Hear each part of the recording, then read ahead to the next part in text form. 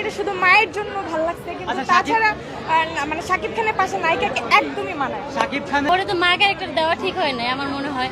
তো ছোটবেলায় যেহেতু মা বানাইছে তো এখানে কোনো ফ্যাক্ট করে না। শাকিব খানের নায়িকা মাহিয়া মাহি বেশি ভালো নাকি মা মাহিয়া মাহি বেশি ভালো? অফকোর্স নায়িকা। রাজকুমারের মাহির ভূমিকা কেমন ছিল তা নিয়ে নিজের প্রতিক্রিয়া জানিয়েছেন দর্শকরা। কেউ মাহিকে জওয়ান সিনেমা শাহরুখের মা দীপিকা পাডুকোনের সঙ্গেও তুলনা করেছেন।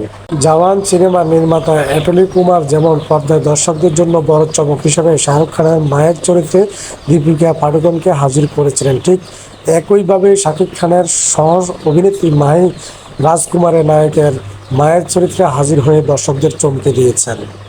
মাহির অভিনয় প্রসঙ্গে এক দর্শক বলেন, রাজকুমার সিনেমায় শাকিব খান 36 বছর বয়স ও মাহির 65 বছরের নারীর চরিত্রে অভিনয় করেছেন। নায়িকা মাহির 65 বছরের একজন নারীর চরিত্রে অসাধারণ অভিনয় করেছেন। সিনেমার গল্প ও মাহির চরিত্র আমাদেরকে মুগ্ধ করেছে।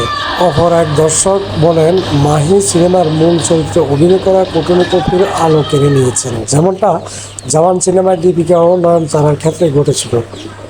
দুই সিনেমার গল্পই ভিন্ন, তবে এই এক জায়গায় বেশ মিল রয়েছে। মাহির মা হওয়ার বিষয়টা দেশের সিনেমাতে ব্যতিক্রম ঘটনা হিসেবে দেখেছেন অনেকে।